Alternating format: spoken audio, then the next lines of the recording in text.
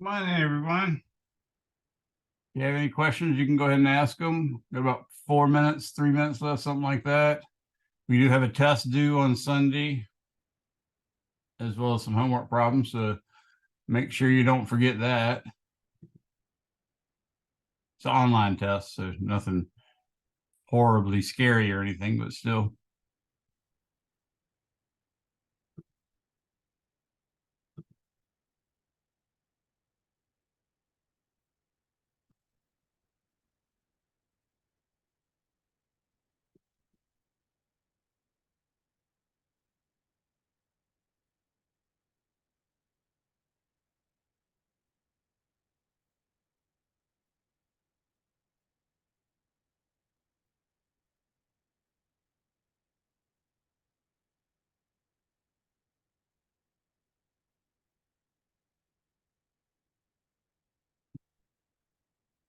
Aggravating.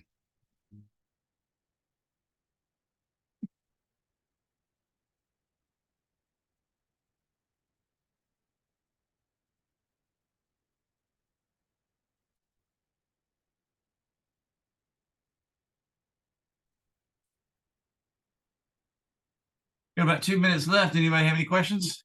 Still none? Feel free to type them.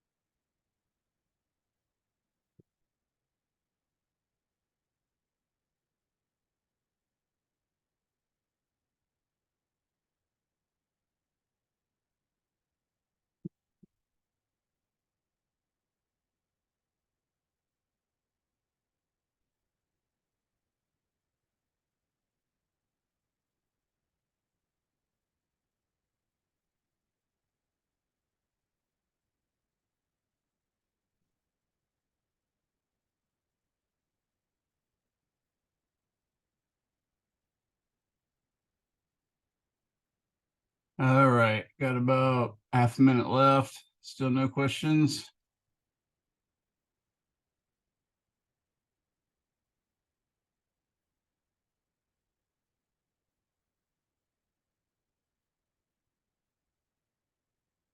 All right, well, I guess I'll go ahead and get started. Looks like it's time to wind down. I've got 8 of you guys in here. Again, it's a non-gendered version of guys. I apologize if that's offensive, but anyways, we got it now.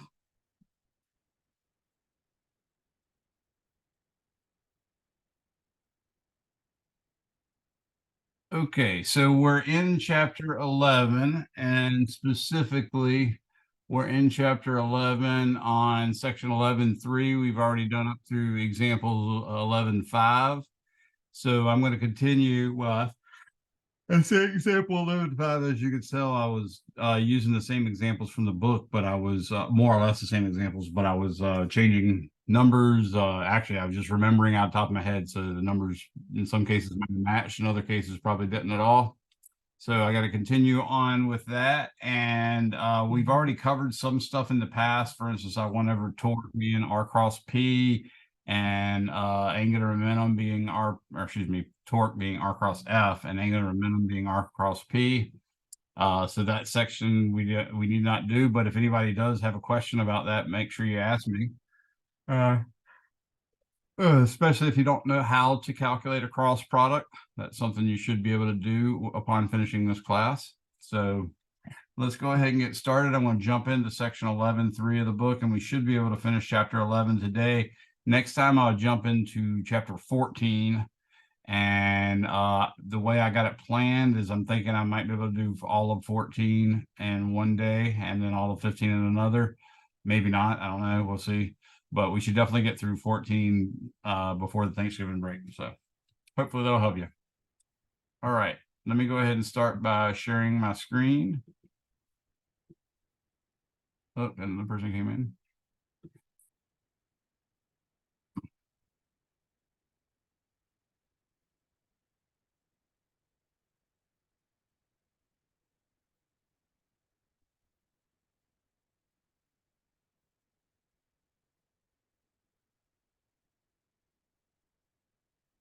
It's still loading. Should be there any second now. All right, we're in there. And this looks like page 1, and it is page 1, so we're good to go. So as I told you, we'd already covered the two issues, specifically L is equal to R cross P, where P is equal to mv. And we already covered torque equals R cross F. And I told you, in fact, how to calculate that using a determinant of a matrix. So for instance, L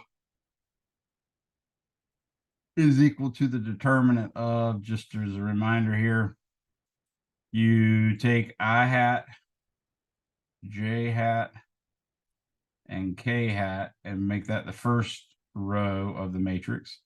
Then you take the first vector of the cross product, which would be Rx, Ry, and Rz, and make that the second row. And then you take the second vector of the cross product and make that the third row. And then you compute that determinant, and that's it. So hopefully you all know that. I worked out that before. I've worked it out in such a way that you have it component by component. And all sorts of good stuff. So what we're going to do is give you an example of that, and I'll show you that in actuality, though, we often use the idea of L equals R cross P. That's generally reserved for a point particle that's some distance R away from the center of rotation. And we often say L is equal to I omega, but I'll put a little question mark over that because it often turns out that, yes, you might have I times omega as the magnitude of the angular momentum, but L will not necessarily be parallel to omega. So when you actually use those axial vectors, that might not be the case. So I'll show you an example of that today, as well as working with this. But in general, you can always make it some kind of moment of inertia multiplied by some angular velocity. And then, of course, you have to find a direction that makes some sense. Okay. So let's start off with an example, more or less like example 11.7. So example, I think it's 11. Yeah, 11.7. So what they want to know is, what is the angular momentum of a particle? Whoa. What is L for a particle? Somebody else came in. Of mass m moving, or with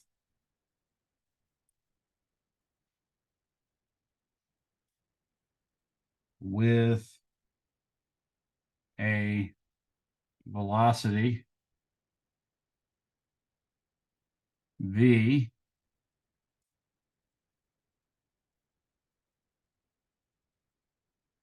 traveling in a circle of radius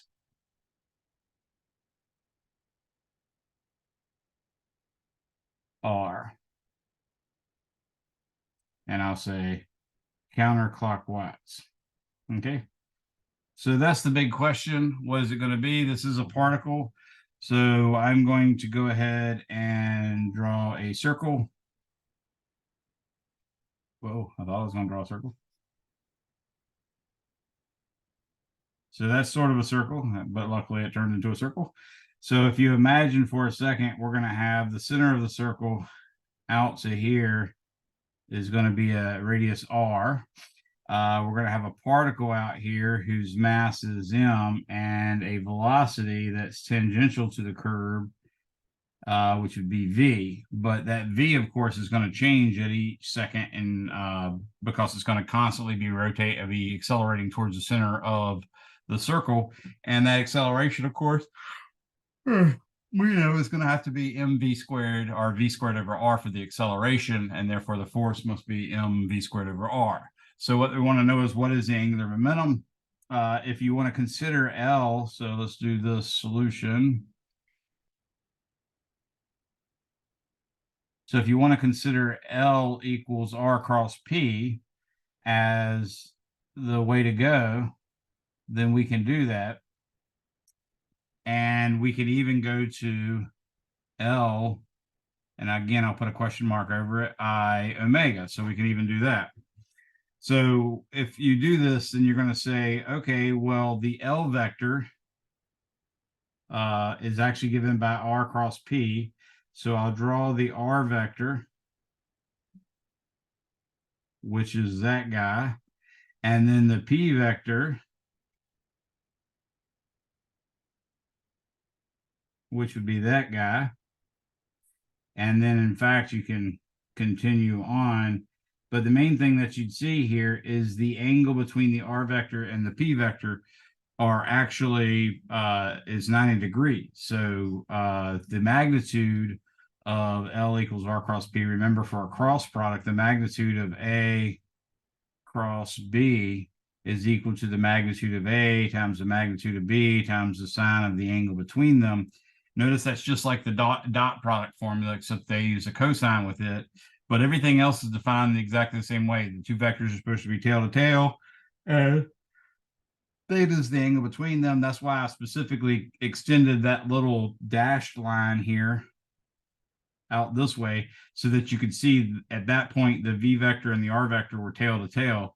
So with this in mind, you see that the magnitude of the r cross p vector is just going to be r times p times the sine of 90, which is 1. So I can say L is equal to r times m times v. And of course, that's times the sine of 90 degrees, which is just r times m times v. Now, we can also make use of the fact that v is equal to r times omega, and we can multiply by r over r, because multiplying by r over r is the same thing as multiplying by 1. So in this case, we get m r squared times v over r, which is equal to I times omega.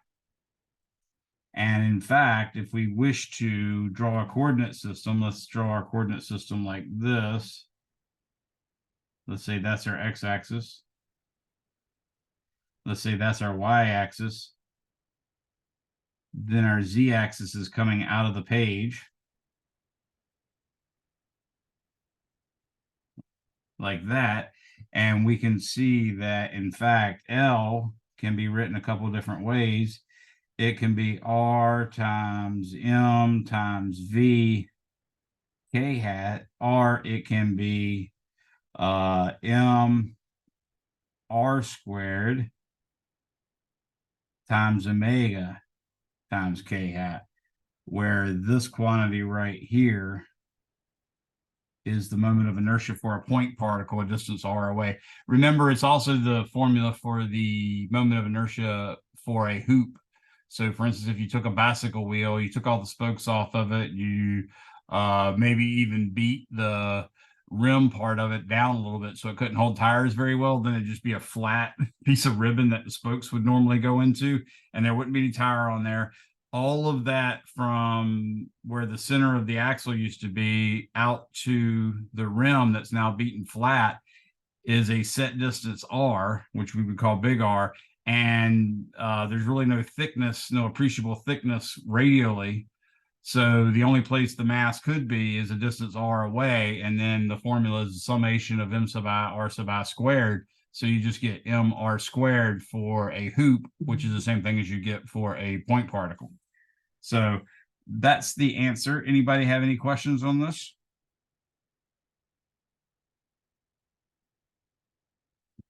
So that's sort of what I meant by you can always, you can think about L equals R cross P for point particles, and you can think about L equals I omega for continuous things, but you can't necessarily assume L is really parallel to omega. That's why I put the question mark over the equal symbol. But what you can always do is assume it's going to have that sort of magnitude, and then you just to find out using your right-hand rule exactly what is the direction. Because remember, if we take our right hand and we make our fingers curl in the direction that the thing is rotating, and in fact, imagine this hand, the bottom of the hand being in the plane of rotation, then perpendicular to that plane of rotation will be your right thumb, and that right thumb points in the direction of the angular, or excuse me, yeah, the angular momentum. Any questions on that? So hopefully that was pretty straightforward. After that, your book goes into section 11.4 and 11.4-1, which is really just basically them deriving some expressions. Specifically in 11.4, it says angular momentum and torque for a system of particles, general motion, and 11.4-1 says relation between angular momentum and torque. And they just go through a derivation, and basically what they come up with, let me kill this real quick. So what I'm going to say they're going to come up with is section, whoa, Nelly.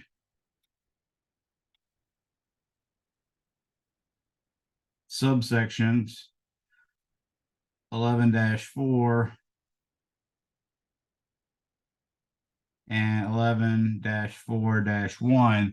Really what they're ultimately coming up with is what we know, and that is the summation of the torques external, meaning applied by objects external to the system. So remember, torques from one part of the system on another part of the system and all that stuff, that's not to be counted anyways, but the net torque caused by external forces is to be counted, and in that case it's dl dt. That's sort of the derivation they did, but then they go on to call this the Newton's second law for rotation, and they even go a little bit further for even if it's accelerating, then this becomes slightly different now. It's the summation of the torques about the center of mass is equal to d by dt of the angular momentum about the center of mass. So this particular equation is valid no matter how the center of mass moves, and the summation of the torques about the center of mass is the net external torque calculated about the center of mass. So they're going to show you a derivation of that as well in the next section. But the main thing is they're establishing these equations, and then there's another section where they're ultimately going to tell you when you can and cannot use. So 11.4-2.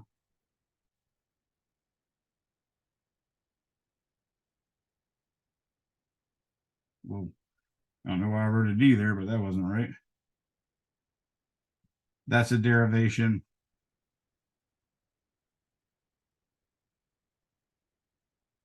And this is also a derivation.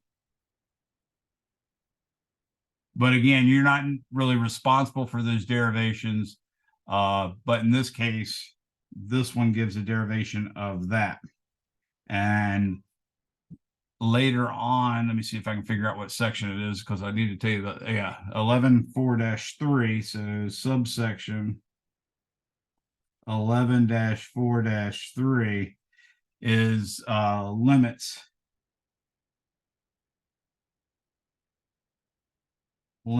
on, and this equation is the summation of the torques external is equal to dl dt. So this is that original version that I've touted. And what it says specifically here is this equation is only valid when T external and L are calculated with respect to either one, the origin of an inertial reference frame, or two, the center of mass of a system of particles or a rigid body. So so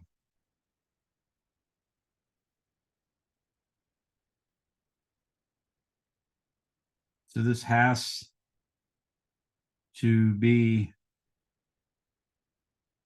about origin of an inertial system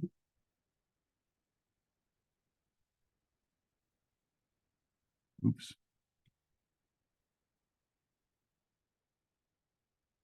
Can anybody tell me a definition of an inertial system?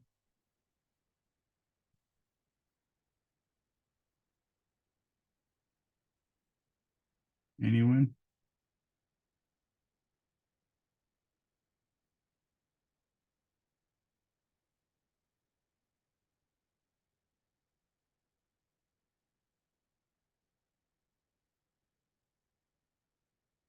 Okay.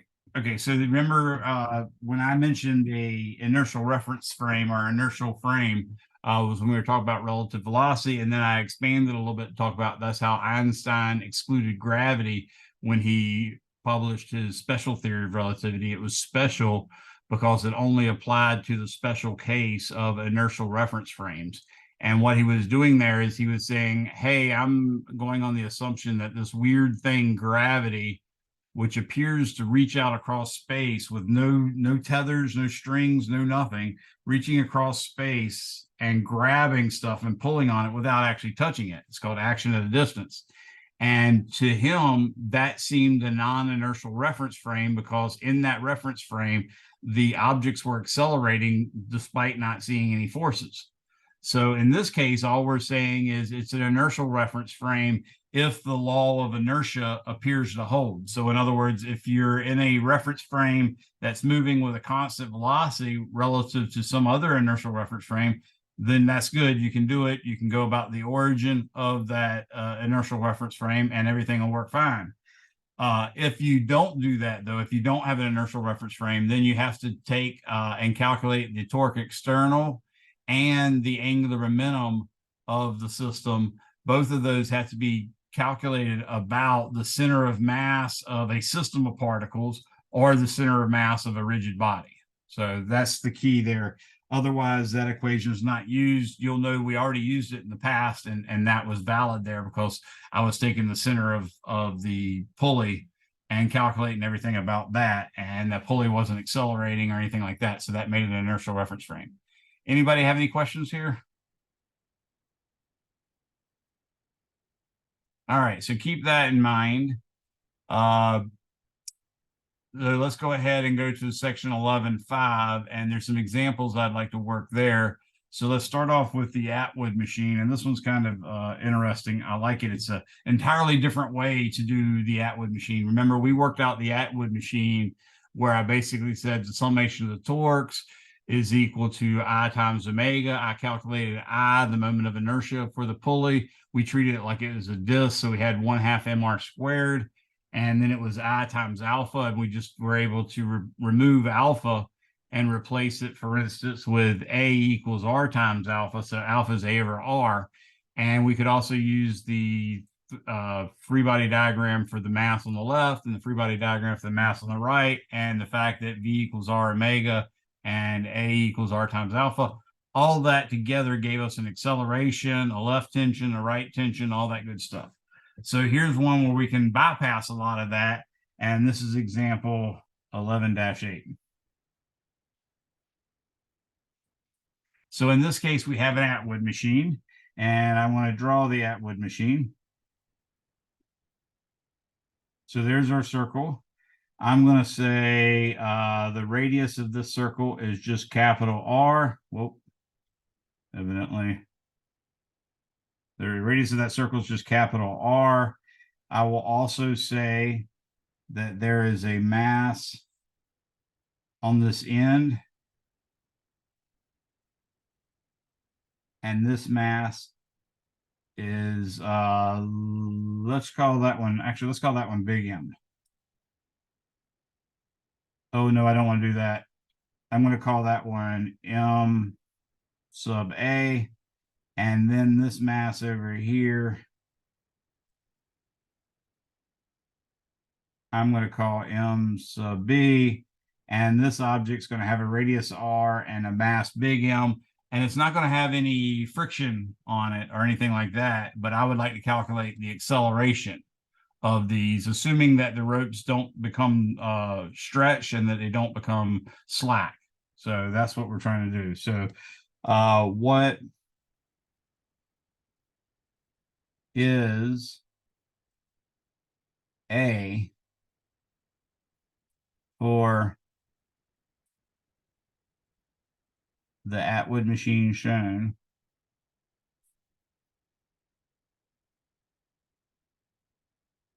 If there is no friction and the ropes are massless,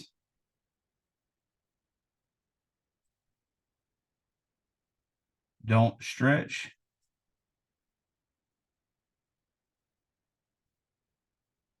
and don't go slack. So that's what we're trying to solve here.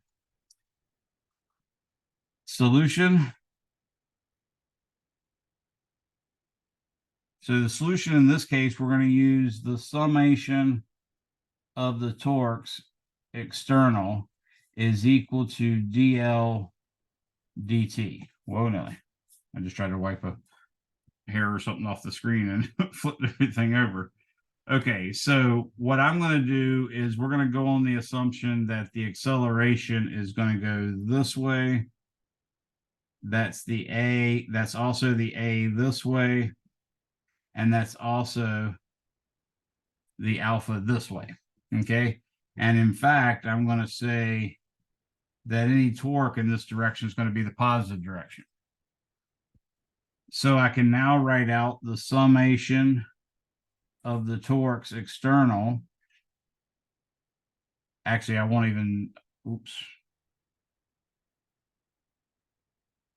Actually, I won't even use the vector symbol because all these torques will be along the right direction.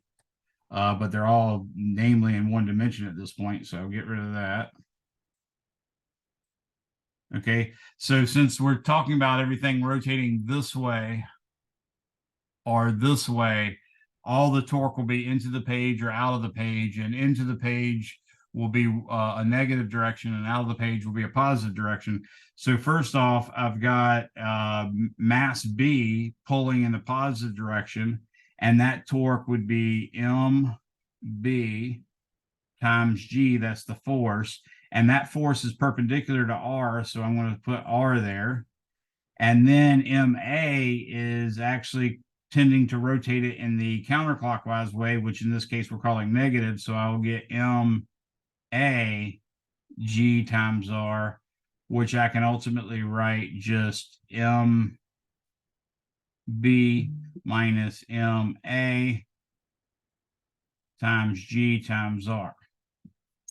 So that's part of it. Now, the angular momentum is a little different. Remember, L is equal to R cross P for particles. And that's more or less what we're going to treat MA and MB is. Now, if you'll notice the vector, let's say, I want to take a different color vector. I'm going to use a green vector. Let's draw it from here. And this will be R sub A. And this one, for instance, will be R sub B. Remember, the magnitude of the torque is equal to R perpendicular to P, right? So if you think about RA, you see that it has a component that's parallel to P, which, by the way, remember, in this case, P would be that way, and in this case, P would be this way. Okay, so the component perpendicular to P is in fact just R. So from that, I'll say I'll say LA is going to be M sub A times V. Notice if V is going up for the mass A, then mass B will be going down and will have the same magnitude. So there's no reason to subscript the V. I'm just going to call it MAV. And then all of that's going to be times R. And LB also tends to go in the same direction. So that's going to be MBV times R. And then the angular momentum of the actual pulley is going to be I times omega. So now I can say the summation of the torques external is equal to dl dt. So that gives me MB minus MA times G times R is equal to d by dt of, so now I'm taking the derivative of the L's that I just calculated, and that's going to be M sub A V times R plus M sub B V times R plus I times omega, which equals, well, actually, I won't do that. So now I'm going to say comma. This part's going to stay N sub B minus M sub A times G times R. But over here, what I'm going to get is M sub A plus M sub B, all of that times R, and then times dV over dt. So that took care of the first two terms. And then say plus I d omega dt. Everybody see what I'm doing there? I just took the derivative of each of the terms in the parentheses. Anybody have any questions on that? Put the chat window up in case anybody needs to type anything.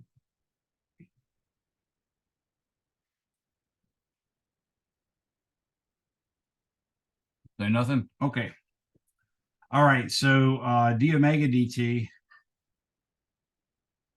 is just alpha, and A is equal to R times alpha means that alpha is equal to A over R. So if I divide both sides by R,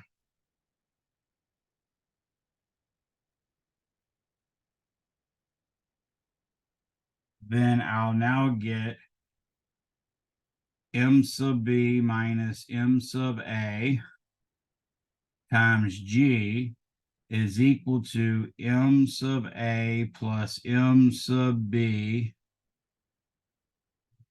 times dV dt plus I times d by dt of omega over R. And this quantity right here is V. So now we finally get MB minus MA times G is equal to MA plus MB plus, now what I just used was V equals R times omega to say that omega is equal to V over R. But now I also remember, oops, I left it off here. I also had divided this by r. So now you'll see we have 2r squared. So it'll be plus I over r squared. And then all of that is times dv dt. And of course, dv dt is just a. So we can get, this is just a.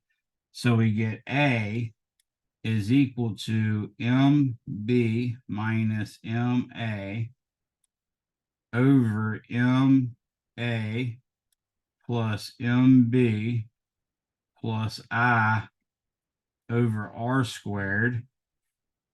And all of this will be times g.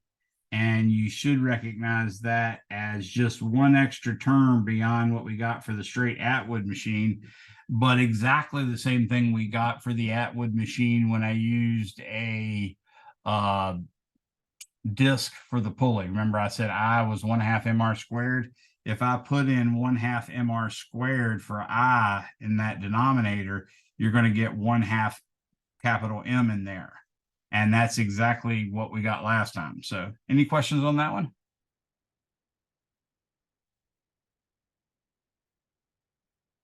Nothing? All right, let you think about that a little bit. Now we're going to do another bicycle wheel. Remember we did a bicycle wheel last time. We're going to do another one slightly different.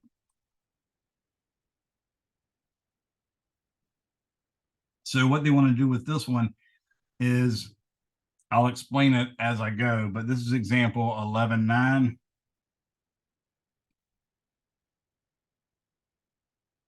So what you have here is a bicycle wheel. Okay. And the bicycle wheel is actually spinning this way.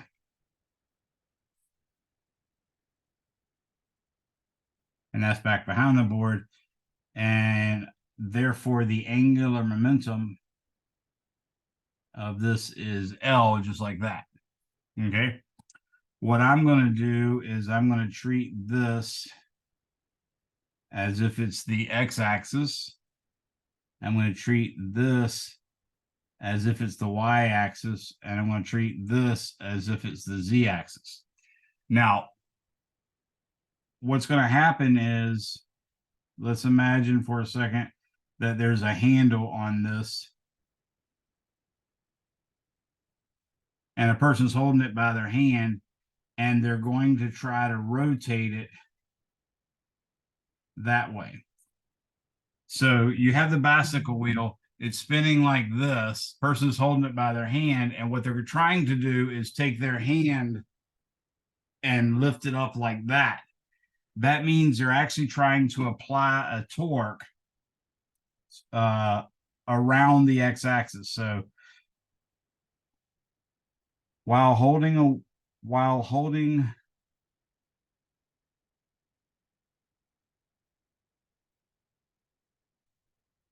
the wheel, a torque is applied to try to rotate the wheel so that L points vertically. However,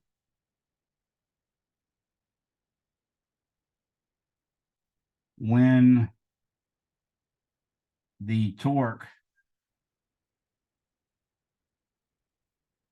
which by the way would be CCW around x-axis, when the torque is applied, the wheel turns to the right. And I'll say I period E period IE. So that L points to a spot on the positive X axis. Okay. And they want us to explain. So everybody understand what we're saying here? We've got the wheel that's spinning, the axle. You can imagine the axle is actually parallel to the y-axis, the axle of the wheel. And the angular momentum, of course, is parallel to the y-axis, and it points in the direction of the positive y-axis because the front part of the wheel that's out of the screen, is going down, and the back part of the wheel behind the screen is going up. And if you take and put your right hand that way, you'll see that your right hand curling the direction the wheel rotates allows your thumb to point to the right, which is the positive y-axis. So what happens is, according to this, I'll write the solution this way. Okay. You're applying a torque basically by trying to apply a force this way on the handle. And this is fully in perspective. So we're taking, for instance, let's do blue. This is the wheel. Like that. And the wheel, of course, is spinning this way. And the angular momentum, of course, is that way. And we're trying to apply that force right here. And you can sort of imagine it as if it's rotating about that point. So you could say, for instance, that would be our R vector, and torque would be R cross F. And of course, R cross F gives us pointing out of the page. So torque points,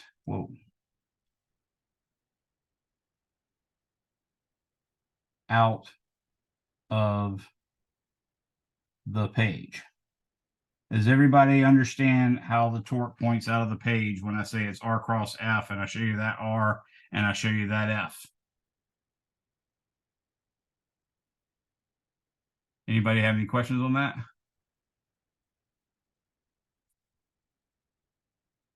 So in this case, the summation of the external torques is just equal to the torque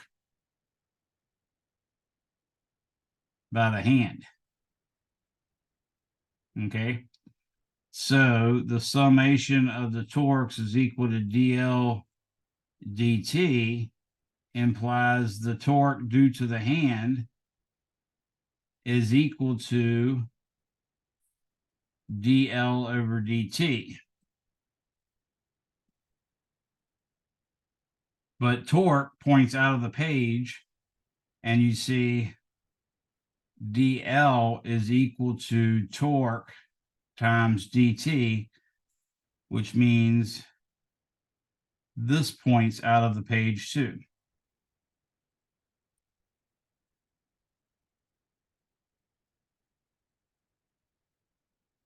Everybody follow that?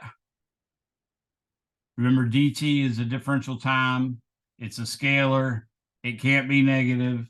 So all it's going to do is change the size of the torque vector when you multiply it by the torque vector. So it has to go in the direction of the torque vector. Our torque vector, we worked out from R cross F, points in the positive X direction. So what we see, if I do it this way, so as seen from above,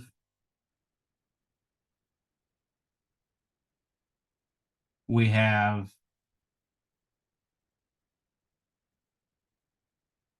L.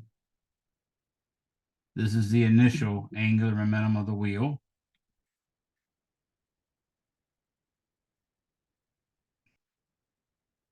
And again, the wheel is still rotating this way, if you will. But now we're trying to apply a torque as seen from above, which would be a torque out this way. And I think I used green for that before. So I'll say that's our torque vector. And what we just concluded was that, like the thing said, when you try to pull it up, the actual wheel tried to turn to the right, which is what this is showing right here. And now what we have is the vector L,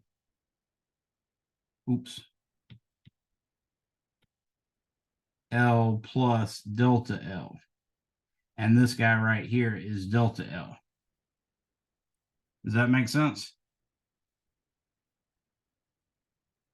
So the explanation is that the torque that you apply is going to be equal to dl times delta t, or excuse me, is going to be times, if you take the torque and multiply it by dt, that's going to give us the dl.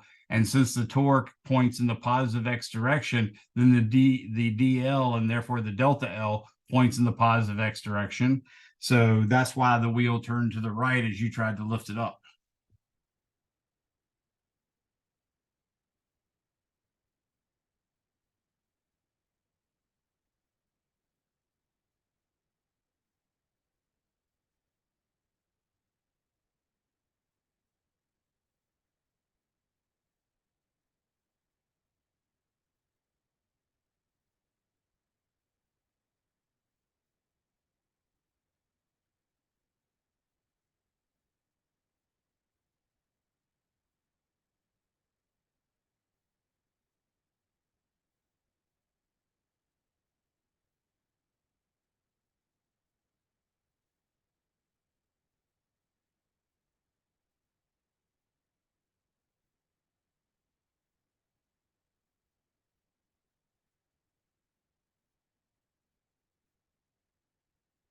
Any questions on that?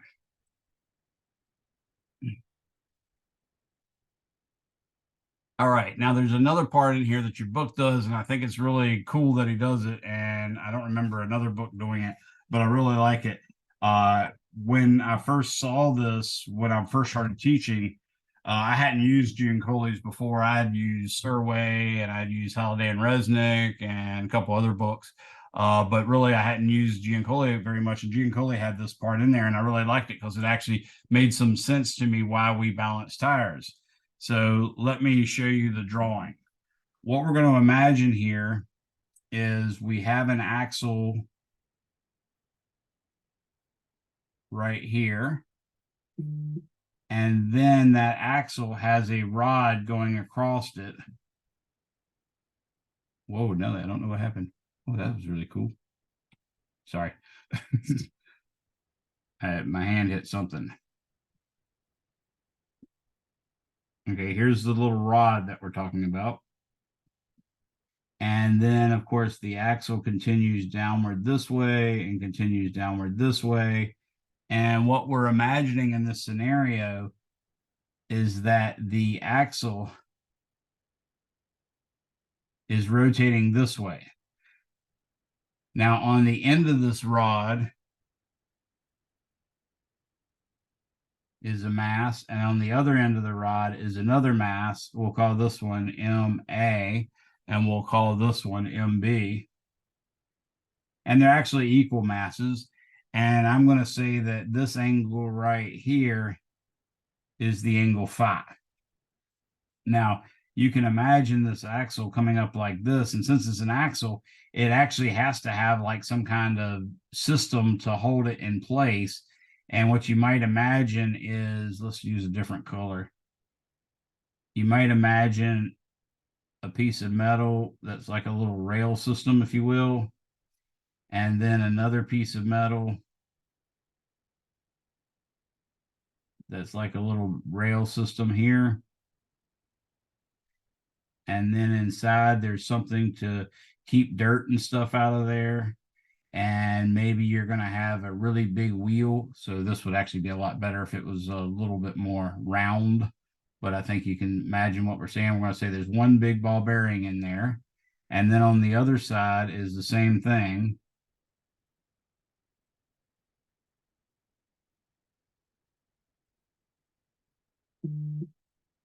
And again, you got that part for dirt protector. So we're actually looking at a cross section of bearings, and the bearings would actually come out of the page and then go back behind the page.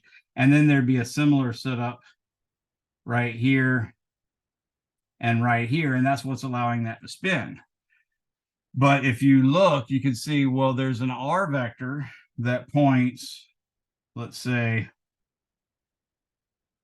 from here to there. That's R sub A. And there's an R vector that points from here to here. That's R sub B, right?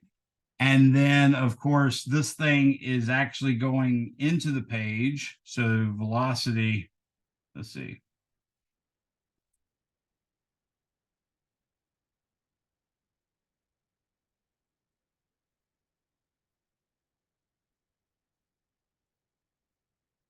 And this one's velocity, at least at this second in time, is into page.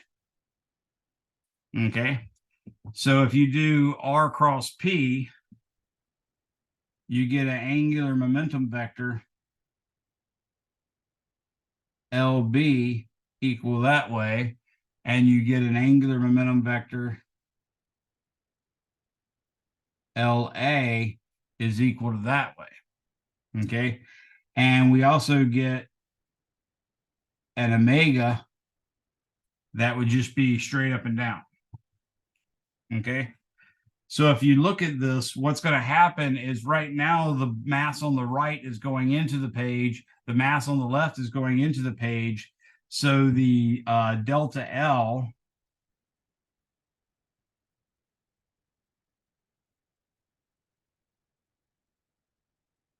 which is approximately equal to DL, points into the page at M sub B and out of the page at M sub A. Does that make sense to everyone? Okay. This implies that the torque, which is equal to, well, let's say it this way. This implies dl, which equals torque dt. Oops, wrong piece. Sorry about that.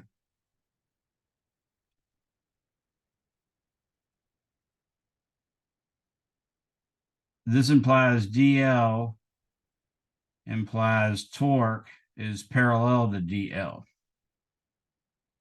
Okay.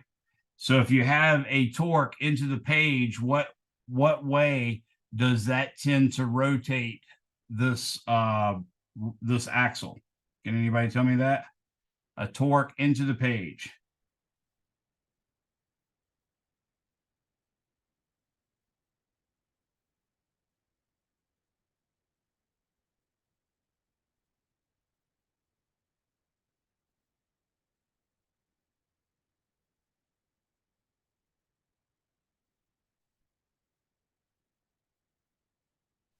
Be counterclockwise.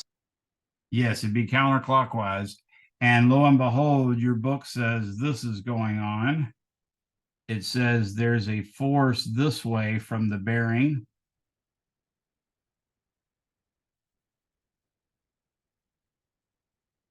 And there's a force this way from the bearing. Okay. So what that means is the torque is trying to make the whole axle tilt to the top part to the left and the bottom part to the right, but the bearings are going to respond by pushing in forces in the opposite direction. So you see, that's how they got the force directions that they give you in figure 11.8. So I'll say C figure. I mean, mine's good enough for you to follow, but if not, you can always go and see figure 11-18. Any questions on that? So I know this is really abstract for you to see and understand it as a car tire getting a balancing, but what you might imagine is the car tire going like this. So here's your rim.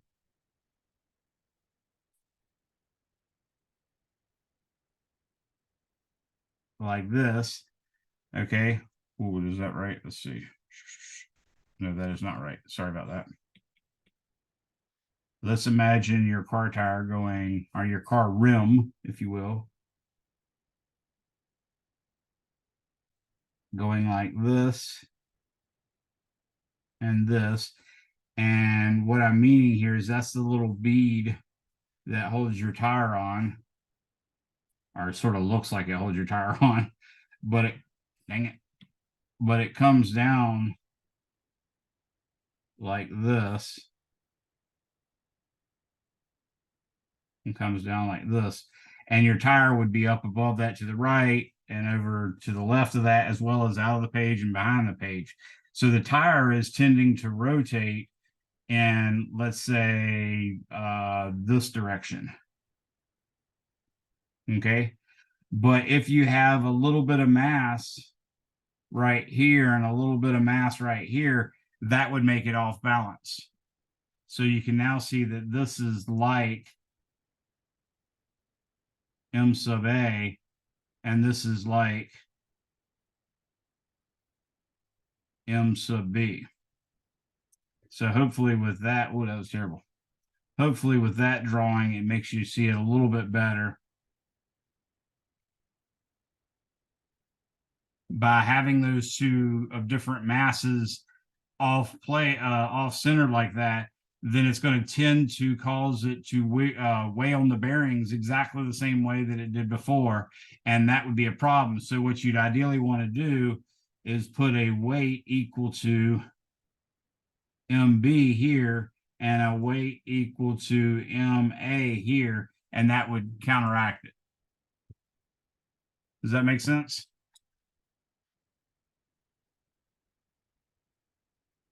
All right, so hopefully that'll help you. It does take a little while to read. It takes a little while to make sense of. I was telling my students today, I think I took an hour and a half the first time I saw it before I could make sense of it. And it's probably going to take you just as much time, hopefully a little bit less, because my students are always smarter than I am. So hopefully that's what worked out. All right.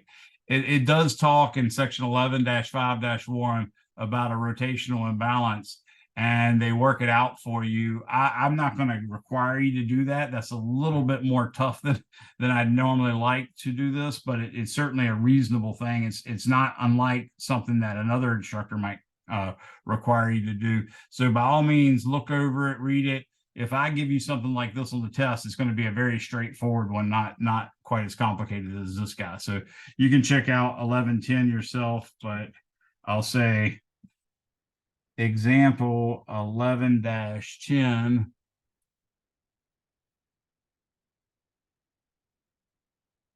will not be represented on test. Okay, so in other words, read it for your gratification. If I come up with something, I might come up with something really simple, like show me which way the bearings are going to act or something like that. I wouldn't go all the way and make you calculate all this, but hopefully that's reasonable. So finding force on bearings is okay though.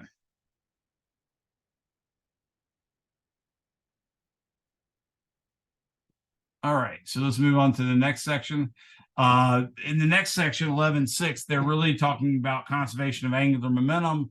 And we've sort of discussed it already. I'm going to skip 11.11. You can certainly work it out if you wanted to. So skip example 11-11. You'll find a copy of it or something like it in your calculus book.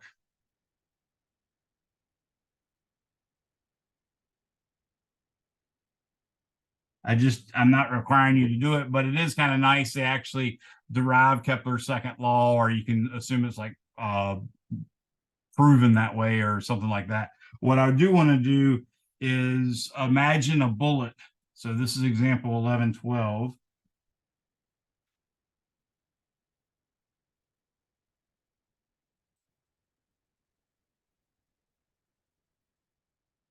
A bullet hits a disc. So what we're going to imagine here is there's a small bullet of mass little m moving with a velocity v.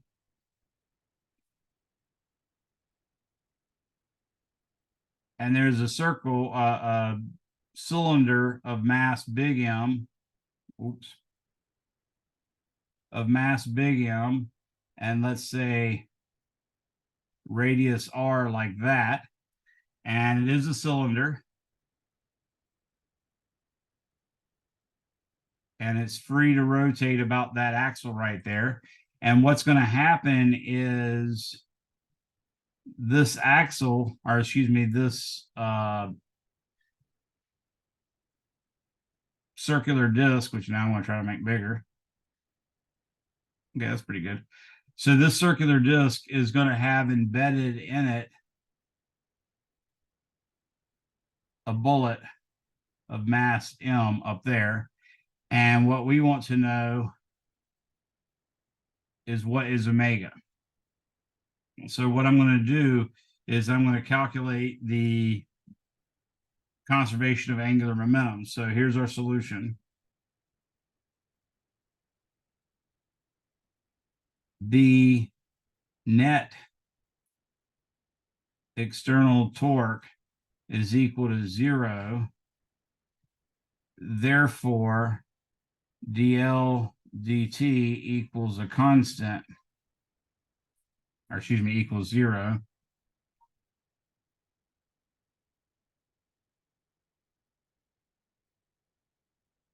Dang it. Equals 0, which means L is equal to a constant. L initial, on the other hand, remember L is equal to R cross P for point particles. So in this case, L initial is going to just equal, notice it's supposed to be in line. If I can get it to draw again. It's supposed to be in line with the exact same edge. So the distance perpendicular to that velocity is in fact R, and then times m, and then times v. That's the total angular momentum. Does that make sense to everyone? Now, after the collision, we have I for the disk times omega plus m times r squared, because that's a point particle a distance r away, and then v is equal to r times omega. So omega is actually equal to v over r. So I'm going to put v, excuse me. Actually, no, I'll just leave it like that. I'll just say mr squared times omega, because they're stuck together. So clearly they should definitely have the same moment of inertia I, or excuse me, the same angular velocity omega. So now I set Li equal to L final. And when I get that, I have R times M times V is equal to, now for a cylinder, I is equal to 1/2 mr squared. plus mr squared, and all of that times omega. So omega is just going to be r times m times v over 1/2 m r squared plus plus lowercase, aggravating, plus m r squared like that. And that gives me everything. All right, but now I can notice that this r is going to cancel out with one of those r's in the bottom. So I ultimately get that the angular speed is just m times v divided by 1/2 mr plus mr.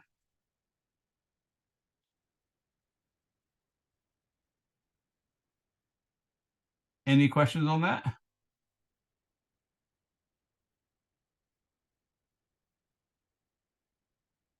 Now, that is technically what we call a perfectly inelastic collision. So you could calculate the change in kinetic energy if you wanted to, and that's worthwhile. Your book does it when it does an example like this, so that's fine. But I'm not requiring that of you. And the last two things I want to talk about are the precession and something we call Coriolis force. So if you've ever taken a coin, like a quarter, and you pluck the edge of it and it spins really fast, what you'll see is it spins really fast, but then it starts to do like this. That's called precession. And your book goes through an actual derivation of it, which is worthwhile. I'm not going to cover it in the sense that I'm not going to actually derive how they got it, but I want you to be able to use this formula.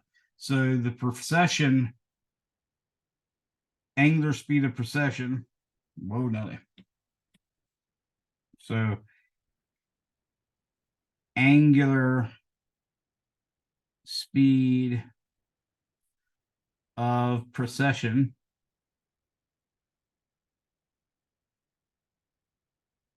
is given by, we use the uppercase omega like this, and that's actually equal to mgr over L, where R is the distance from the center of mass. So if you're imagining, for instance, a top like this,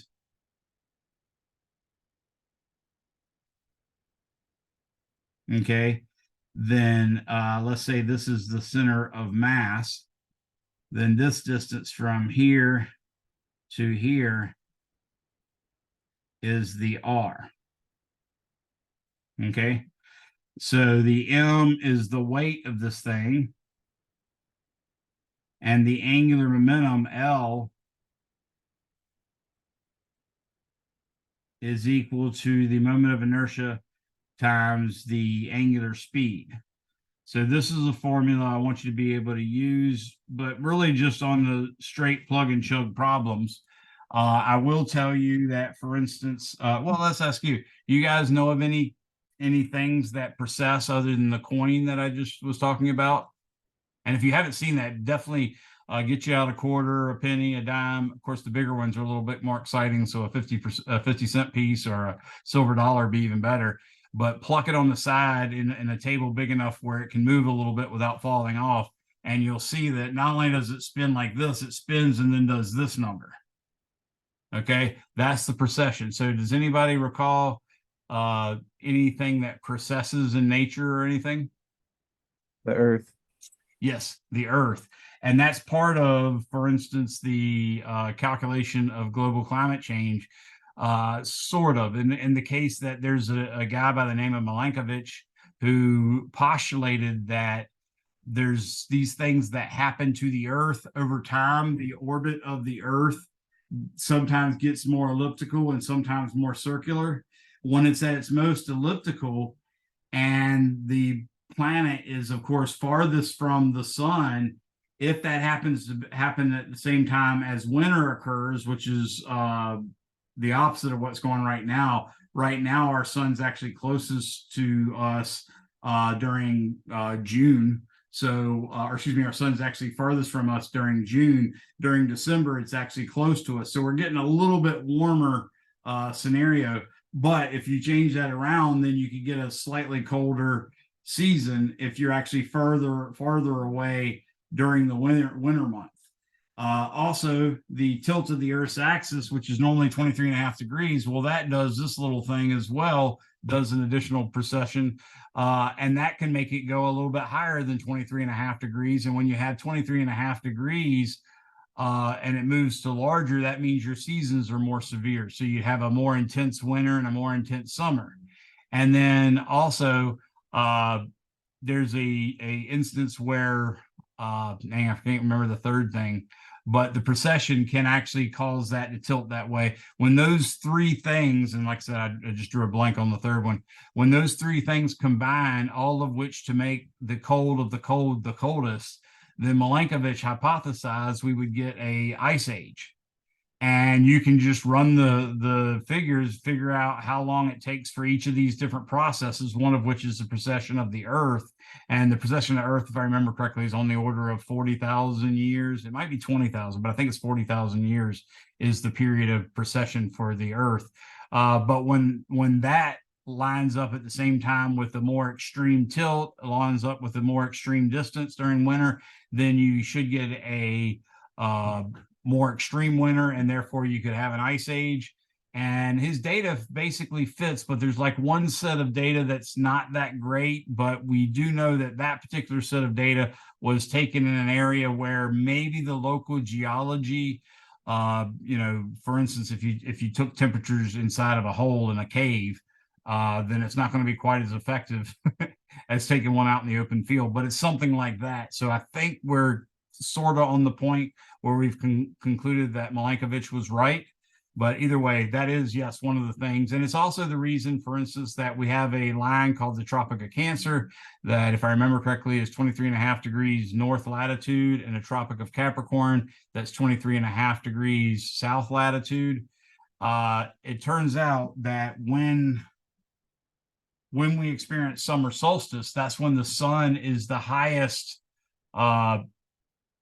or its path is the highest or the farthest from directly over our equator, but towards the northern side. And then the winter solstice is when it's farthest on the south side away from our equator. Again, that's 23.5 degrees.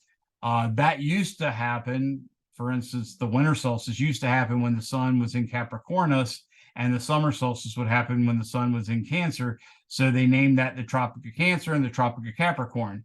However, that was done literally thousands of years ago. And that was when we made up our quote unquote rules about the pseudoscience that is astrology. So what you find out now is the Tropic of Cancer is really now a misnomer, because the sun is not in the constellation Cancer during the summer solstice, and it's not in Capricornus during the winter solstice. And guess what? Me being born in June 3rd, according to the old astrological data, would suggest that I'm a Gemini, and that's what I've always grown up thinking I was. Not that it mattered that much, but it turns out I'm not. If you actually use some astronomy software, you can find out that the sun was not in the constellation of Gemini on the day I was born. So that's kind of neat. The other thing is the Coriolis force. And again, this is just a plug and chug type of formula. I don't want you doing any more than plugging and chugging, so I'm not going to give you really hard ones. But basically what happens with the Coriolis effect, and let's hopefully I can spell that correctly. I think that's an I, not an E. I don't know why I spelled it with an E there. But I spelled toroid the other day with a T-A-U, like Taurus. So anyways, so what we find out is the Coriolis effect, or the Coriolis force. If I do force, I'll put quotation marks around it, because this is like sort of like you feel if you are driving in the passenger side of a car that's going like 60 miles per hour and it takes a hard left turn. You feel like you get slung to the outside. You'd say that was a centrifugal force. Well, the centrifugal force would also have quotation marks around the word force because it's not a force, it's a fictitious force. In fact, all it is your attempt of your body to continue going 60 miles per hour parallel to the road you were on while the car chose to turn left and you just sort of bounced against it. So the same thing happens with the Coriolis force or the Coriolis effect. And basically what it means is in the northern hemisphere,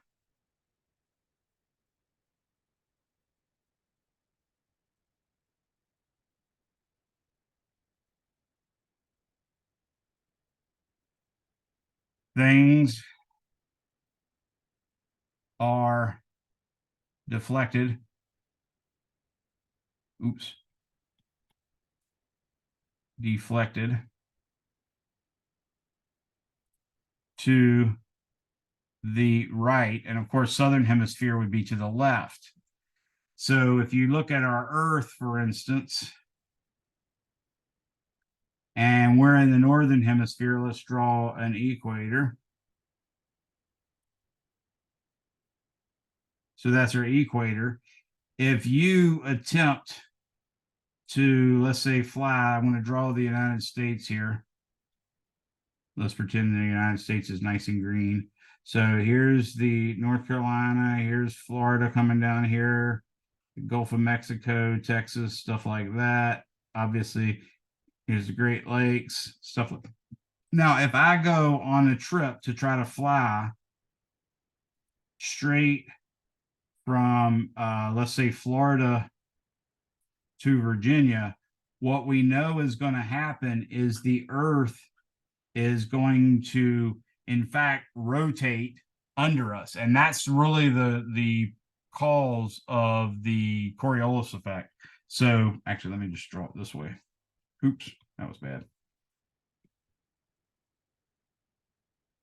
So that's the actual cause of the Coriolis force, is really that you're tending to ride on something that's an accelerating reference frame. And one way you can look at it is, let's, instead of talking about the flight thing, let's imagine this is our equator. Let's imagine we have a low pressure zone right here. Low pressure means air that has a higher pressure is going to be compelled to fly towards it. So air is going to rush this way, air is going to rush this way, air is going to rush this way, this way, this way, this way, this way, and this way, right? But because of the Coriolis force, which is again imaginary force, but because of the Coriolis force, instead of going that way, it's going to be deflected to the right. So it's going to go this way. And this one's going to go this way. And this one's going to go this way. And this one's going to go this way. Not supposed to be a right angle like that. This one's going to be this way. This one's going to be this way. Whoa. This one's going to be this way. And this one's going to be that way. So what you ultimately get is, in fact, what we know of as our hurricanes. So it's because they deflect to the right. If you did it down here in the south, it would deflect to the left. But the ultimate formula is actually pretty straightforward, and this is what you need to be able to calculate. And the formula is A Coriolis is equal to 2 times omega, which is the angular speed of the Earth, times V.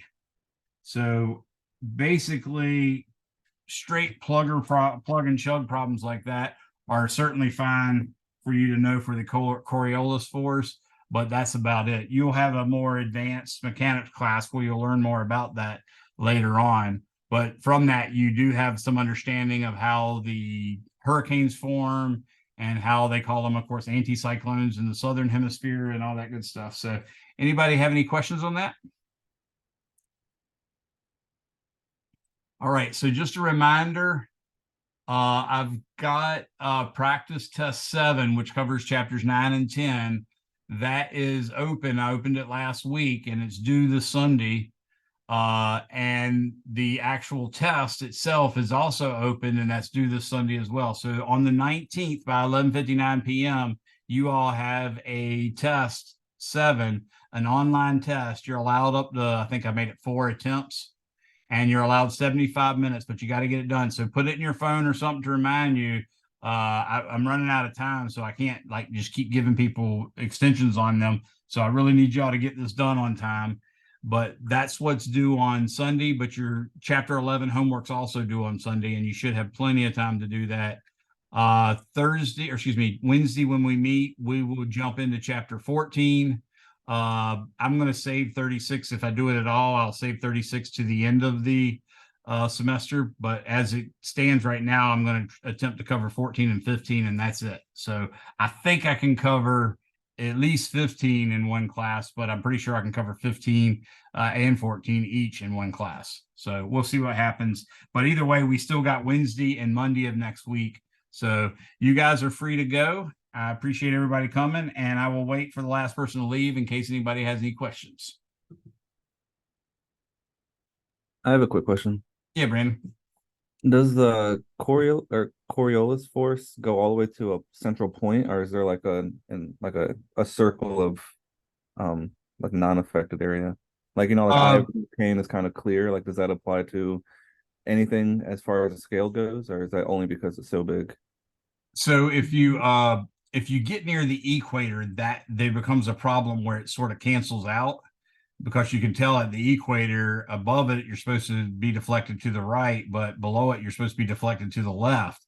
So if you imagine as you get closer and closer to the equator, the effect gets smaller and smaller because it becomes opposite and opposite.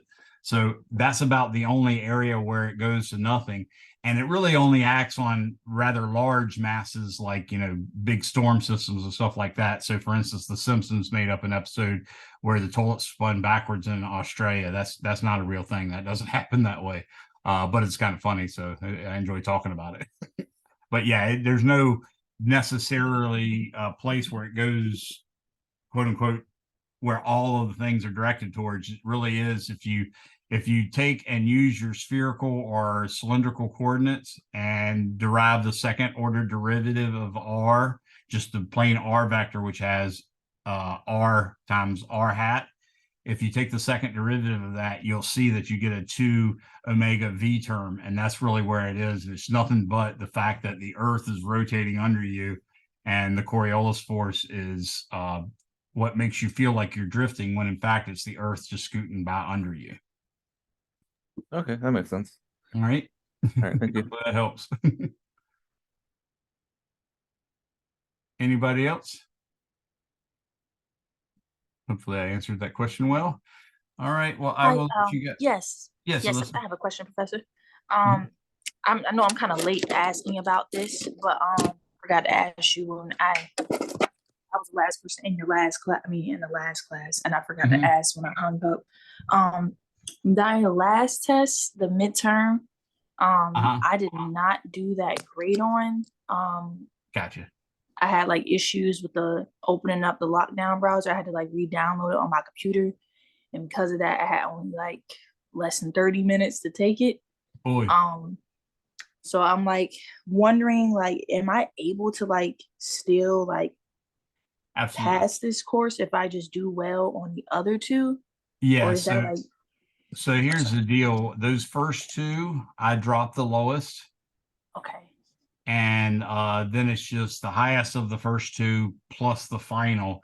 And in fact, the finals, if I keep it comprehensive, which I normally do, I often will go through my grades at the end of the semester and look at how well people do on their finals, which is, a face-to-face test where I'm watching you. I know you're not cheating, you can't cheat, that sort of thing. You can't look up stuff. If I look and see that someone's done pretty well on that, and like I'm talking like a 88 or 89, which is a high B, and their grades working out to be like a D minus or a mid D or even a low C, I often just say, screw it, I'm gonna give this person a B. Okay. But I do that for everybody, and I look at that every time, because really that's the most important part is, can you peak at the right time? And the right time is the comprehensive final. So you Yeah. always in my class have until the last second to pass. Okay. Also speaking of the last second, so with the homeworks, I have not been able to turn any of them in right now because I had an issue with my financial aid, where they like every time I try to purchase the my lab, Mhm. they keep like sending back my order for with Barnes and Noble.